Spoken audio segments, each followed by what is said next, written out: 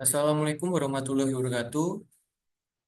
Izin memperkenalkan diri, nama saya Paula Negeri Familul Anwar, program studi S1 Manajemen kelas MJ 504.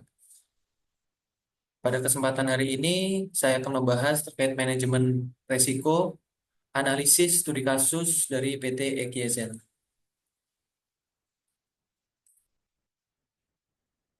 Topik pembahasan pada siang hari ini adalah yang pertama adalah identifikasi resiko, kemudian analisis dampak risiko, dan yang terakhir adalah studi kasus dan solusi. Situasi PT EGZ, sebuah perusahaan logistik di Indonesia, mengalami gangguan operasional akibat banjir besar yang melanda wilayah Jabodetabek.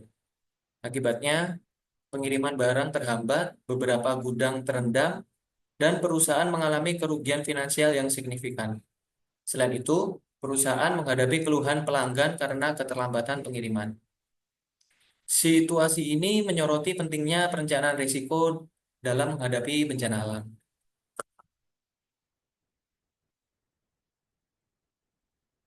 Identifikasi risiko.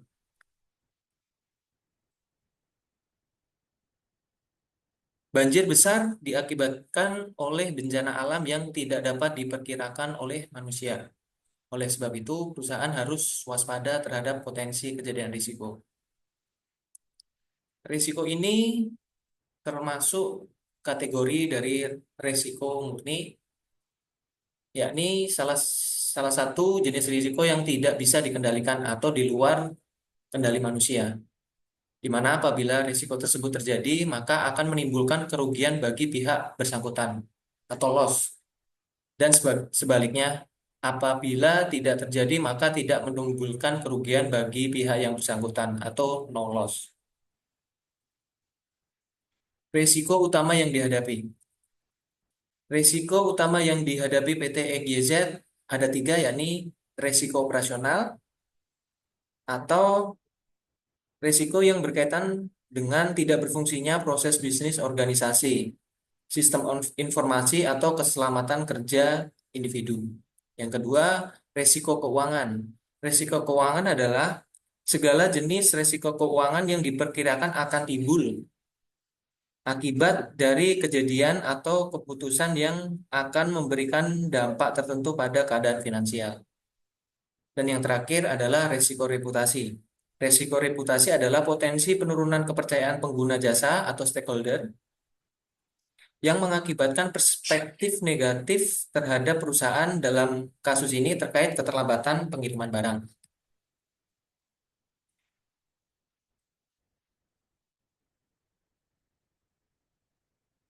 Untuk breakdown-nya, yang pertama risiko operasional, gangguan operasional akibat tidak berfungsinya proses bisnis organisasi. Di antaranya adalah pengiriman ekspedisi delay, gudang logistik tidak beroperasi, moda transportasi dan akses jalan tidak memungkinkan untuk dilalui akibat banjir besar yang terjadi. Kemudian risiko keuangan, potensi penurunan pendapatan perusahaan yang berasal dari klaim ganti rugi, membengkaknya biaya operasional dan biaya-biaya perbaikan operasional perusahaan akibat banjir besar yang terjadi. Kemudian terdapat risiko reputasi juga, yakni potensi penurunan perspektif dan citra perusahaan di mata pelanggan karena ketidakpuasan atas layanan yang diberikan oleh perusahaan. Kepercayaan pelanggan atas layanan yang diberikan oleh perusahaan menjadi turun.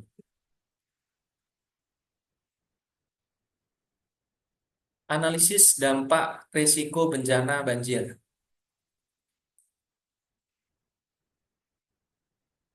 Dalam kategori risiko operasional, proses dampak dari risiko ini adalah proses bisnis perusahaan akan berhenti sementara waktu akibat sarana dan prasarana logistik terdampak banjir. Skema mitigasi dan tidak lanjut perbaikan dari perusahaan sangat menentukan seberapa cepat perusahaan untuk pulih dan beroperasi kembali.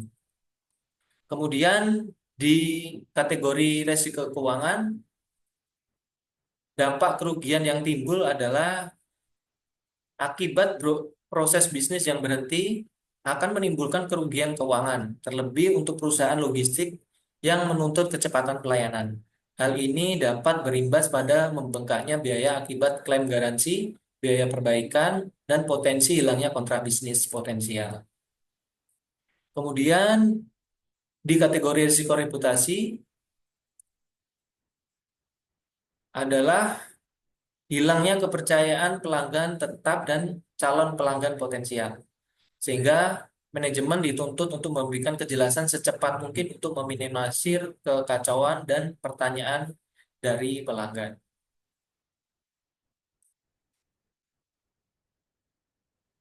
Kemudian di sini ada studi kasus yang saya ambil dari tirto.id terkait Asperindo mengungkapkan adanya keterlambatan pengantaran barang akibat banjir.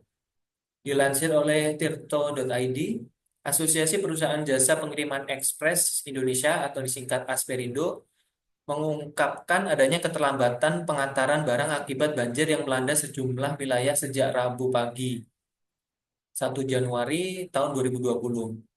Ketua Asperindo Budi Prayitno mengatakan gangguan operasional tersebut terjadi lantaran Kurir tidak bisa menembus sejumlah beberapa wilayah baik menggunakan sepeda motor maupun mobil. Sampai saat ini pihaknya akan memastikan gudang-gudang penyimpanan barang yang tergabung dalam Asperindo apakah terkena dampak banjir atau tidak. Strategi mitigasi risiko untuk mengurangi dampak bencana serupa di masa depan. Eh, yang utama kita usung untuk langkah preventif, yakni dengan memastikan bahwa segala kebijakan, sistem kerja, SOP, dan infrastruktur perusahaan sudah direncanakan secara matang dalam mengantisipasi kejadian bencana alam. Kemudian, perusahaan dapat menyusun standar operasional prosedur atau SOP terkait kondisi bencana alam, sehingga perusahaan memiliki standar antisipasi yang tetap terkait pengiriman logistik di kala bencana alam terjadi. Kemudian pembangunan infrastruktur gedung logistik atau cabang-cabang perusahaan dengan berkonsep eco-green yang ramah lingkungan dengan area-area resapan air yang baik. Kemudian memilih kawasan strategis yang dekat dengan akses jalan dan moda transportasi, tidak cuma satu, mungkin moda transportasi udara, darat, atau dan lain-lain yang tentunya bukan langganan kawasan banjir. Selanjutnya, divisi humas atau layanan customer service harus cepat tanggap dalam memberikan informasi kepada pengguna jasa atau stakeholder. Strategi mitigasi selanjutnya adalah mengungsikan barang. Yang pertama, tetap mengungsikan barang pelanggan ke tempat yang aman untuk memastikan segala eh, source dan sumber daya dan paket aman. Kemudian memberikan informasi kepada pelanggan bahwa barang itu aman dan terjamin, dan menyampaikan bahwa terjadi keterlambatan akibat bencana alam yang terjadi melalui media massa ataupun secara langsung kepada pelanggan melalui kontak yang bisa dihubungi. Kemudian secara aktif mengkonfirmasi ke pelanggan atas paket dan memberikan opsi apakah dapat diambil secara mandiri atau dapat dikirim ke lokasi alternatif yang tidak terdampak banjir. Apabila kurir atau ekspedisi tidak dapat akses jalan karena kejadian bencana tersebut. Kemudian yang terakhir ada garansi untuk meminimalisir kerugian. Gambar di samping kanan ini saya ambil dari website pengumuman dari Lion Parcel. Mereka selalu memberikan informasi berupa pengumuman di website resmi mereka apabila terjadi delay pengiriman.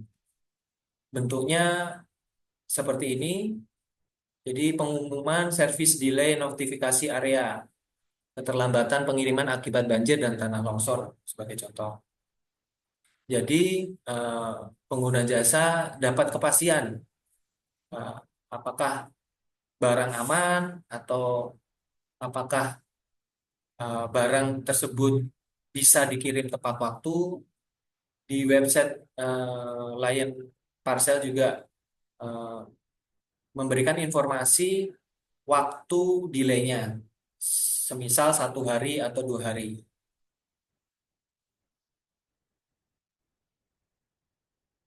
Terima kasih. Mohon maaf apabila ada kekurangan. Wassalamualaikum warahmatullahi wabarakatuh.